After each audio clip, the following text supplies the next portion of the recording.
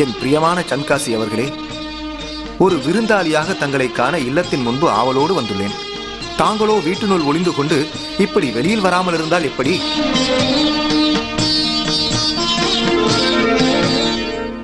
தாங்கள் இங்கு வந்த வேளையில் மிகவும் கோபத்துடன் காட்சியளித்தீர்கள். சற்று சாந்தமடையட்டும் என்று எண்ணிதான் காத்திருந்தேன். தங்களின் தாய் வழி பாட்டனார் நீலாம்பர சக்கரவர்த்தி தாகுராவை நான் அன்புடன் சாச்சா என்று அழைப்பது வழக்கம். அப்படி என்றால் நான் உங்களை மாமா என்று அழைப்பதுதான் முறை. இரத்த பந்தத்தின் வழி வரும் உறவை விட நட்பு ரீதியாக வரும் உறவிற்கு தானே பலம் அதிகம். அதில் என்ன சந்தேகம் மாமா? மருமகன் கோபத்துடன் வந்தால் அதை பொறுத்துக் கொள்வது மாமாவின் கடமை. அதே போல் மாமா தவறு செய்தால் அதை பெரிதுபடுத்தாமல் இருப்பது மருமகனின் கடமை அல்லவா? பெரிதுபடுத்த வேண்டாம், ஆனால் தவறை உணர்த்துவது மருமகனின் கடமை. நேற்று என் சகாக்கள் வீதிகளில் நாம சங்கீர்த்தனம் செய்தபோது தாங்கள் அதற்கு தடை விதித்து மிருதங்கத்தையும் உடைத்தீர்கள்.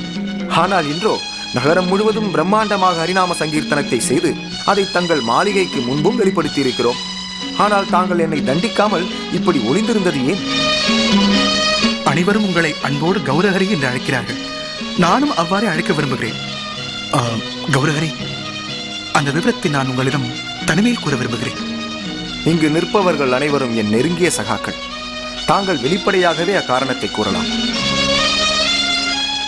நேற்று இரவு என் கனவில் ஒரு பயங்கர உருவம் தோன்றியது. உடல் மனிதனாகவும் தலை சிங்கமாகவும் அது காட்சியளித்தது. உக்கிரமாக கர்ஜித்துக் கொண்டு அது என் மேல் பாய்ந்தது. ஆக்ரோஷத்துடன் சிரித்தபடி அதன் நகங்கள் என் மார்பில் பதித்தவாறு, நீ என் பக்தர்களின் மிருதங்கத்தை உடைத்தது போல நான் உன் மார்பை இரண்டாக பிளந்து விடுவேன். எப்பொழுது என் பக்தர்களை இழிவுபடுத்தினாயோ அப்பொழுதே உன்னை நான் அழித்திருக்க வேண்டும். இருப்பினும் உன்னை எச்சரிக்கிறேன், இனியும் என் பக்தர்களை நீ துன்புறுத்தினால் அந்த க்ஷணமே உன்னை அழித்து விடுவேன் என்று கூறி அது மறைந்தது. இதோ இதோ பாருங்கள், அந்த சிங்கம் ஏற்படுத்திய காயங்கள். எந்த அரியின் நாமத்தை நான் இழிவுபடுத்தினேனோ இப்பொழுது அந்த அரியின் நாமத்தையே என் உதடுகள் சதா உச்சரித்துக் கொண்டிருக்கின்றன. நான் செய்தது எவ்வளவு பெரிய தவறு என்று இப்பொழுது நான் உணர்கிறேன். வருந்த வேண்டாம் சன்காசி. ஹரியின் நாமத்தை தங்கள் உதடுகள் உச்சரித்ததால் அனைத்து பாவங்களும் விலகி தாங்கள் புனிதமடைந்தீர்கள். கௌரஹரி, தங்களின் கருணையாலேயே என் பாவங்கள் அழிந்தன. என் வாழ்நாள் முழுவதும் தங்கள் மேல் பக்தி கொள்ள என்னை ஆசீர்வதியுங்கள். அப்படியே ஆகட்டும். ஆனால் ஒரு வேண்டுகோள். கட்டளையிடுங்கள் பெருமானே.